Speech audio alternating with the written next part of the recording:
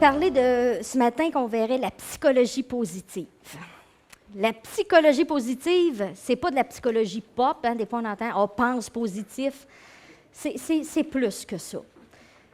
La psychologie positive, ça représente l'étude, une grande définition, des processus ou des conditions qui permettent, dans le fond, aux individus, aux groupes, aux organisations de développer leur plein potentiel, de vous développer à votre optimal.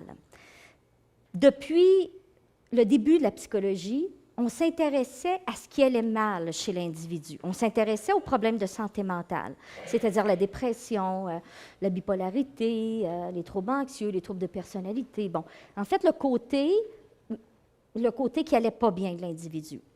Et l'objectif était, de façon générale, de prendre la personne qui était à -5 et de la ramener à 0, c'est-à-dire absence de symptômes. La psychologie positive, à un moment donné, elle s'est dit « Hey, pourquoi on ne s'intéresserait pas à ce qui va bien chez l'individu? Pourquoi on ne s'intéresserait pas au bonheur? Il y a des gens qui sont en santé, qui sont bien, qui se développent. Bonheur. Il y a des gens qui sont en santé, qui sont bien, qui se développent. On va regarder qu'est-ce qui favorise le développement optimal d'un individu. Alors, passer de +5 à +8, pas juste de -5 à 0. C'est une image simple, hein? Au lieu d'être -5 à 0, non, tu es à +5, tu peux monter à +8. Autant chez les individus, mais dans les organisations aussi.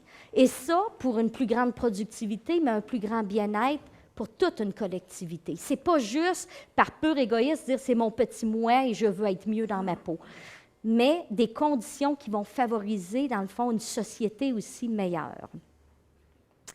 Et entre autres, je vous ai mis là, OK, je l'ai à l'autre page. Il y a beaucoup de recommandations qui ont été faites par rapport à la psychologie positive. Je ne peux pas en passer beaucoup cet après-midi, je vais juste vous donner une petite bride.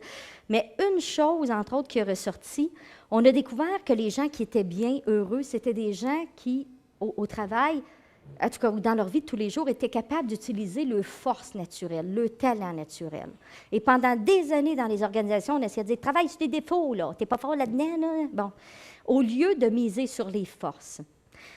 Ils ont fait une recension, ils appellent ça une taxonomie, des grandes vertus, catégories de vertus qui sont les suivantes, la sagesse, le courage, l'amour, la justice, la tempérance et la spiritualité, qui ont divisé en différentes forces.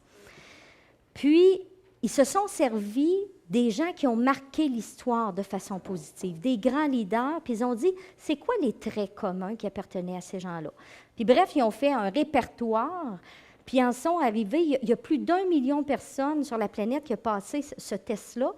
Ça permet, et vous avez ça dans votre adresse, si vous voulez aller le faire, il y a un test qui est gratuit, il y en a un qui coûte 40 $ qui est plus exhaustif, mais vous en avez un gratuit à cette adresse-là. Vous allez devoir choisir français, parce que c'est un site américain, ou en tout cas, du moins anglophone, et ça va vous permettre de découvrir vos 5 grandes forces naturelles, puis il y a des définitions et tout ça, pour voir, plus vous utilisez ça, plus vous allez, dans le fond, bénéficier, vous déployer à votre plein potentiel. C'est une des choses qui est favorable au développement. Alors, dans les organisations, ça veut dire ceci, plus les employeurs permettent aux gens de travailler là où ils sont forts, où ils sont naturellement bons et compétents, plus on va avoir des gens qui vont être productifs, mais qui vont être donc contents d'entrer au travail le lundi matin.